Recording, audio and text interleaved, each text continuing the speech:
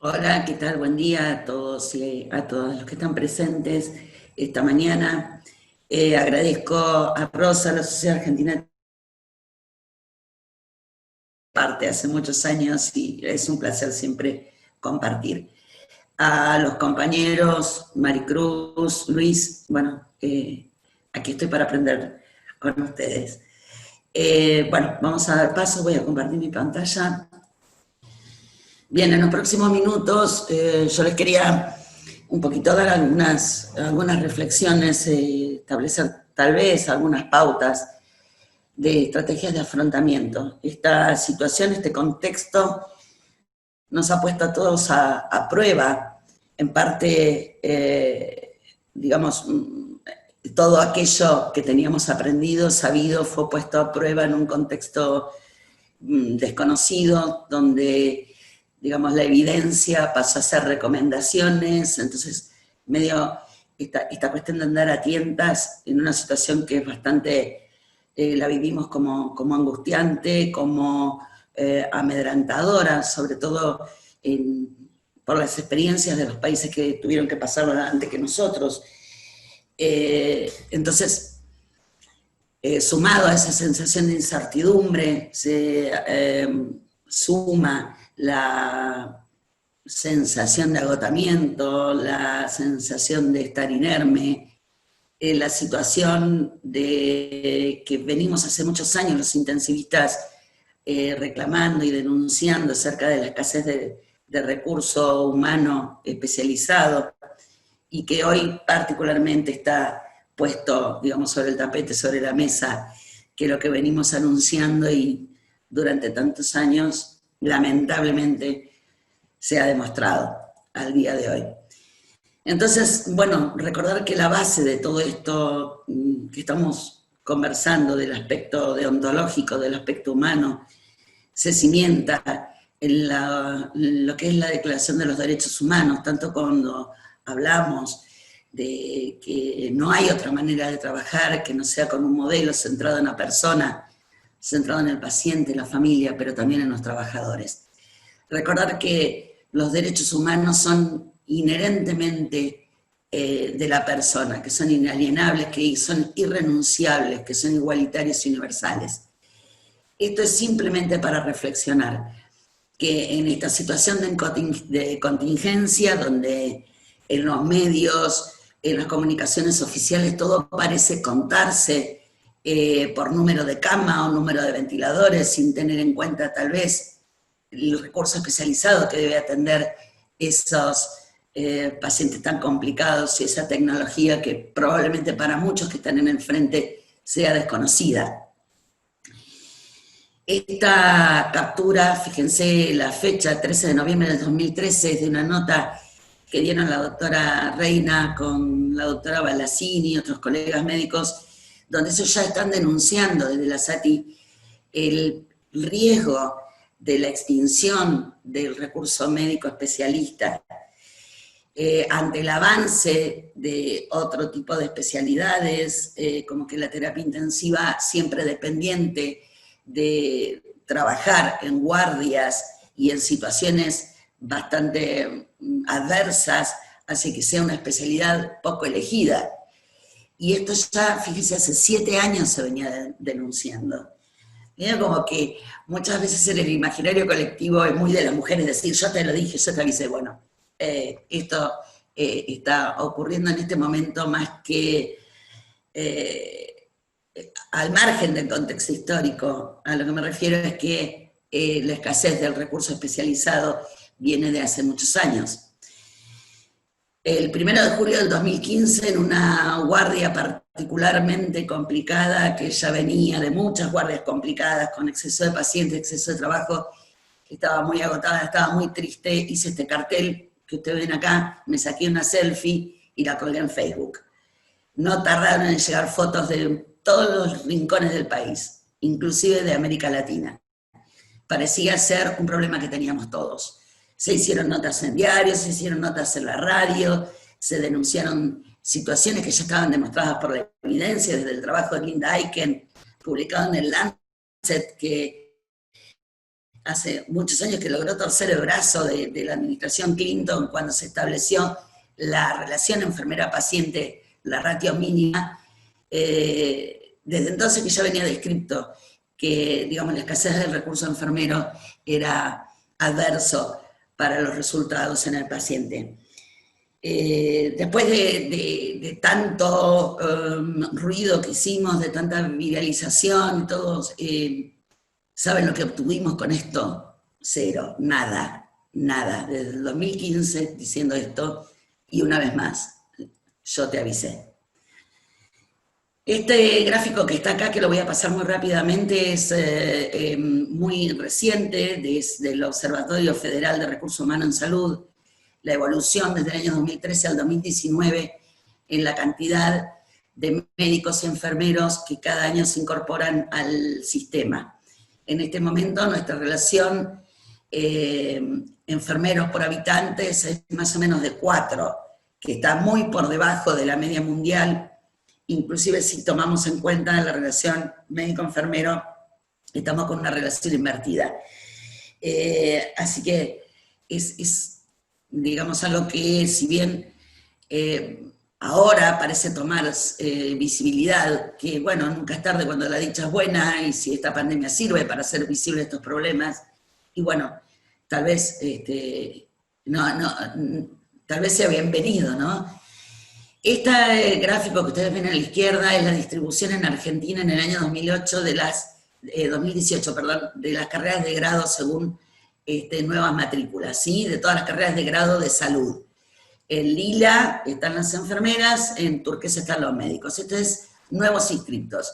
Pero fíjense en lo que son egresados, el desgrane que hay en ambas carreras. O sea que la proporción de estudiantes que por alguna razón u otra eligen nuestras carreras, por alguna razón u otra deciden abandonarla. Acá están nuevamente, en relación a la cantidad de nuevos inscriptos, la cantidad de egresados en ambas carreras.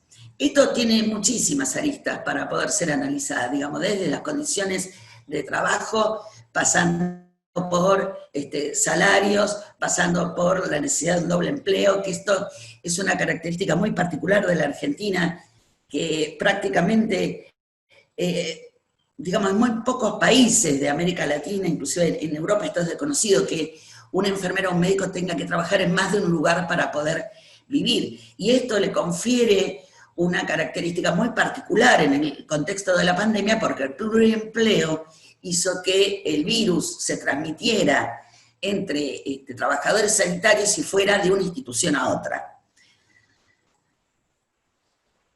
Solamente para terminar esta cuestión, con Cecilia Santos Popper y Andrea Vergesio, publicamos hace un par de años esta investigación que hicimos sobre burnout en enfermeras de cuidados intensivos.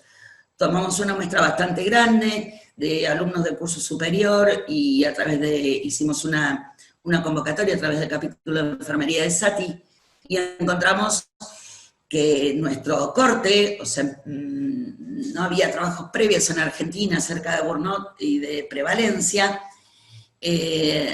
La literatura a nivel mundial dice que más o menos el 50% de todos los profesionales sanitarios del área de intensivos tiene una prevalencia del 50% de burnout. Nosotros preocupantemente encontramos que nuestra prevalencia fue del 84.4%, de niveles moderados o altos de burnout, y que estaba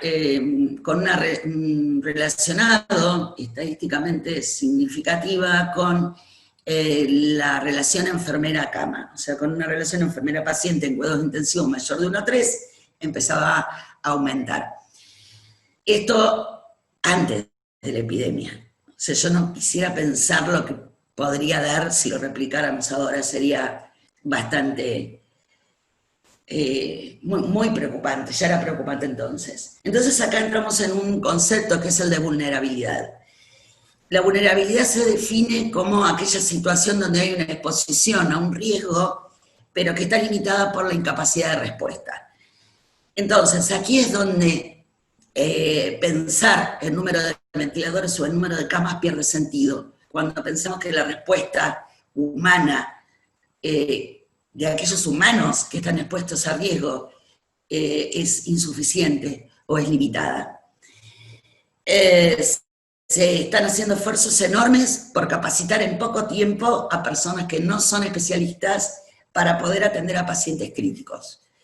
La cuarentena obligatoria que hemos tenido nos ayudó a poder, de alguna manera, acomodar nuestro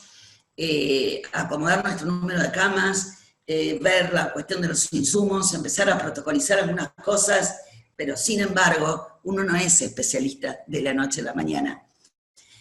Entonces esto también va a traer aparejado seguramente cuestiones que vamos a poder demostrar después de que pase el temblor y que podamos estudiarlo bien, pero que es una verdad insoslayable. La escasez de especialistas va a impactar, lo está haciendo, sobre los resultados. A ver, bien. Hay una expresión que se utiliza mucho en inglés que no tiene una buena traducción al español, que es advocate.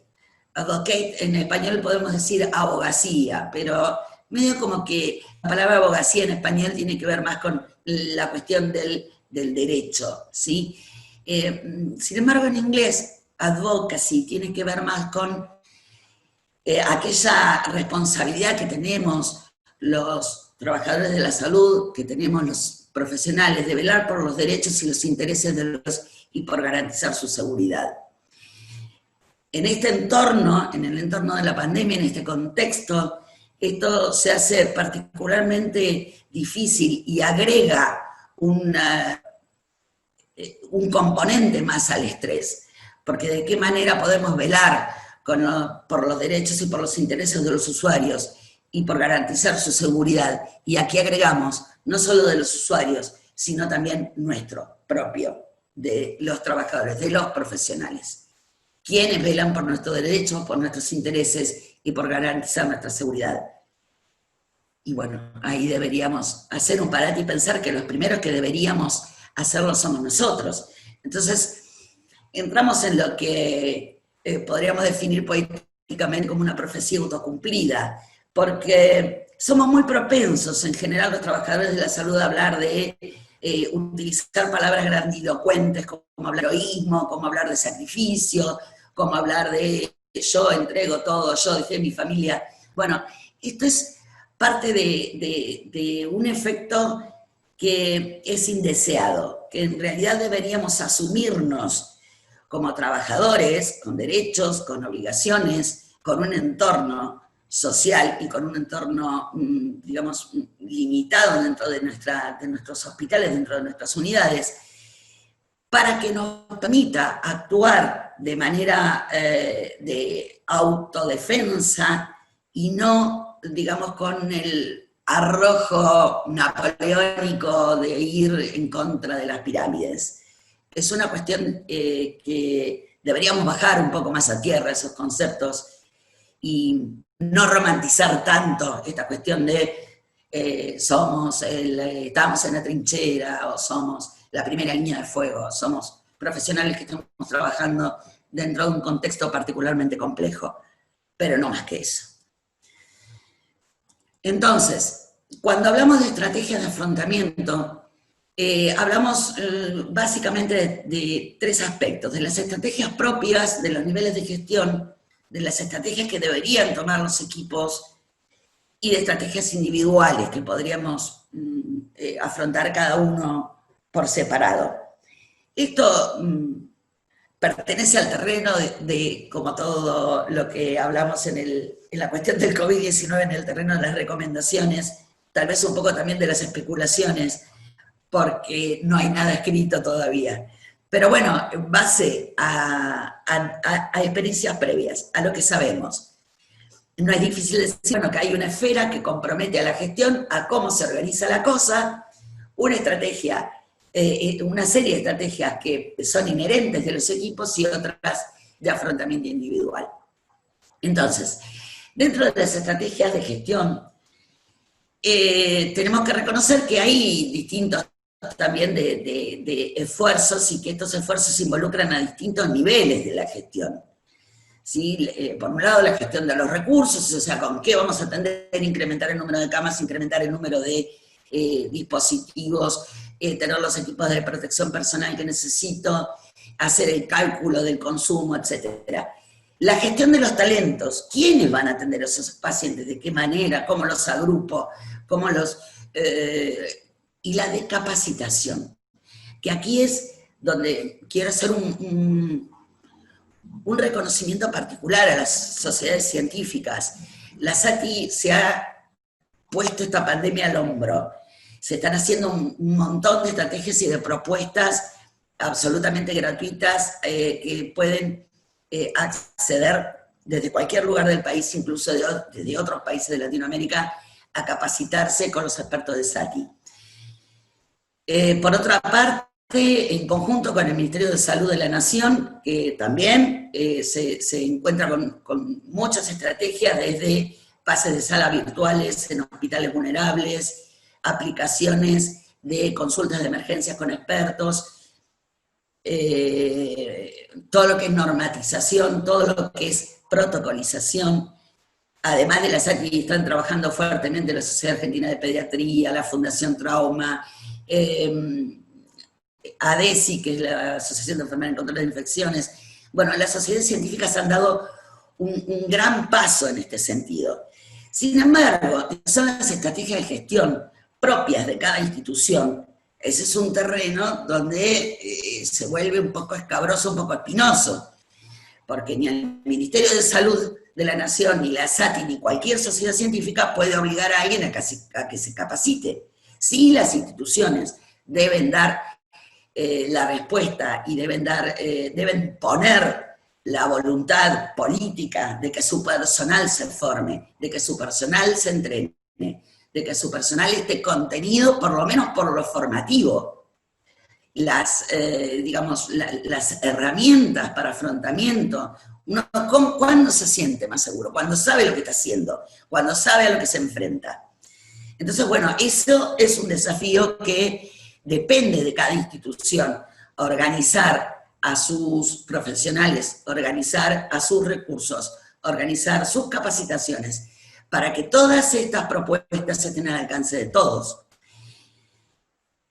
Aquí no podemos dejar de nombrar nuevamente a la cuestión de reconocer a los especialistas. Los médicos especialistas en cuidados intensivos deben ser los líderes en estos esfuerzos. Las enfermeras especialistas en cuidados intensivos deben ejercer el liderazgo de acompañar a sus colegas con menos formación. Entonces, deben ser reconocidos como corresponde. No digo reconocidos en términos monetarios, que tampoco vendría mal, sino reconocidos con la jerarquía que les corresponde como especialistas. Bien, dentro de las estrategias de los equipos, ¿qué podemos hacer dentro de nuestro equipo de pertenencia, donde probablemente tengamos miembros nuevos, profesionales con otro nivel de formación, con otras especialidades que debemos incorporar para poder poder dar mejor respuesta, una respuesta más completa a la situación? En primer lugar, el ejercicio de la interdisciplina. O sea, aquí no hay jerarquías, aquí lo que hay son profesionales que aportan su visión, que aportan sus experiencias, y que todos vamos a estar, en algunos lugares ya estamos, en el límite.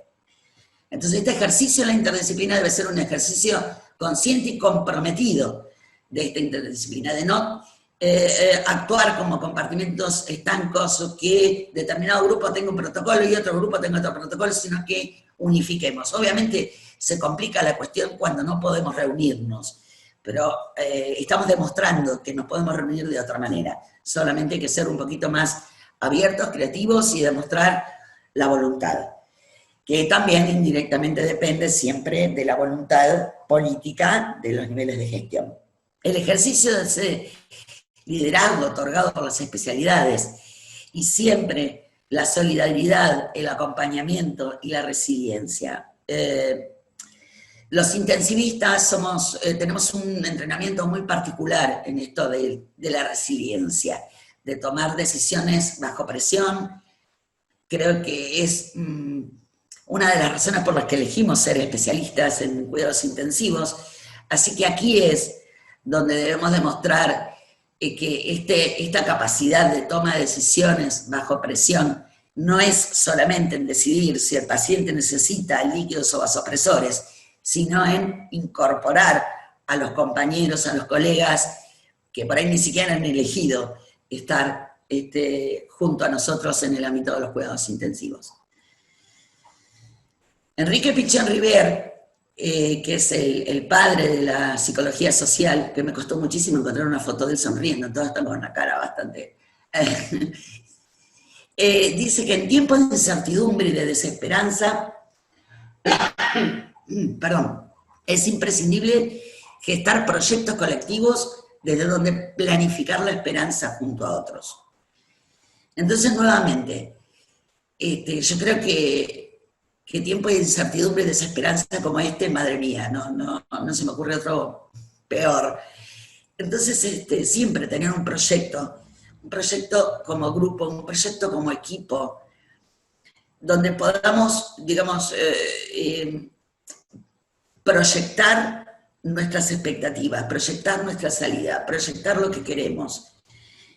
Yo les voy a dar un ejemplo muy chiquitito. Con mis compañeros de la terapia intensiva de Jusey, que estamos bastante complicados en este momento con un brote dentro del hospital, dijimos que cuando pase la epidemia, pase la cuarentena, nos vamos a hacer todos un tatuaje chiquitito que nos recuerde que estuvimos todos juntos en este momento. Y bueno, forma parte de esto de tener una pertenencia, y que esa pertenencia, a pesar de que no nos podamos abrazar o compartir un asado o un mate, sigue estando. En cuanto a las estrategias individuales, es importante que no romanticemos la tarea. Ya bastante triste la realidad para ser amarillistas. No, por favor, guardémonos lo de creernos que somos Don Quijote contra los molinos de viento, porque no es así. Nos preparamos para esto, somos profesionales y estamos siendo puestos a prueba. Sí. Bien. Hola. Sí, ya termino, Rosa. Sí, gracias. Debemos conocer los derechos y condiciones de trabajo en cuanto a lo que son nuestros convenios colectivos de trabajo y exigirlos. Muchas veces puede ocurrir que, bueno, que hablando de esto de ser amarillista, publicamos en las redes sociales, miren la porquería de barbijos que nos mandaron. Bueno, en realidad somos nosotros quienes debemos evaluar y debemos decir esto no por esto, esto y esto, cuáles son los que sí. O sea, actuar de una manera más proactiva, dirigida a resolver los problemas y no a alimentar con nafta el fuego, ¿verdad? Siempre en lo posible, desde el conocimiento, siempre desde la evidencia, siempre desde las recomendaciones de expertos, pero siempre en el sentido de la autodefensa. Formarme. Las estrategias, las herramientas están, lo que hay que hacer es usarlas. Hoy día nadie puede decirme, no, yo la verdad que este protocolo no lo conozco.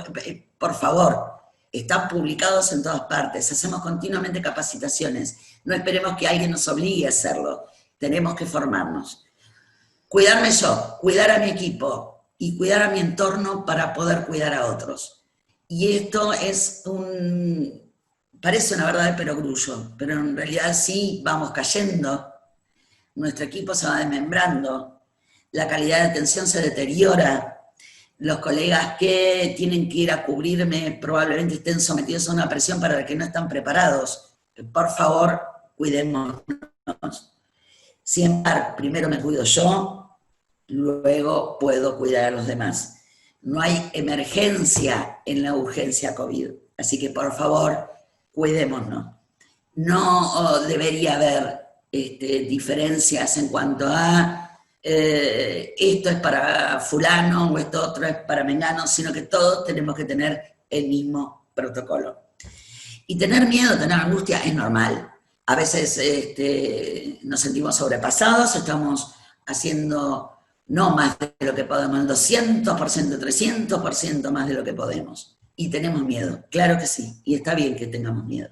El miedo ayuda a que uno se cuide mejor, pero también no perdamos los espacios de diálogo, aunque tengamos que mantener la distancia, aunque tengamos que tener el barbijo puesto. Hablar con el barbijo, pero mirándonos a los ojos. No sé, da para llorar, lloremos. Pero sequémonos los mocos, las lágrimas y volvamos. Por favor, que no haya mucho moco, porque si no nos hisopan. Bien, para terminar, le quiero dejar esta frase de Martin Luther King que dice que la sumisión y la tolerancia no es el camino moral. O sea, no es aceptar lo que me ordenan porque simplemente no me indicaron. Porque sí, con frecuencia es el camino más cómodo. Para abandonar esta situación de sumisión y de tolerancia es necesario trabajar, estudiar, hacer el esfuerzo consciente por mejorar este entorno y esta situación de volverse más fuerte frente a la adversidad. Bueno, este fue mi pequeño aporte. Muchas gracias. Muchas gracias,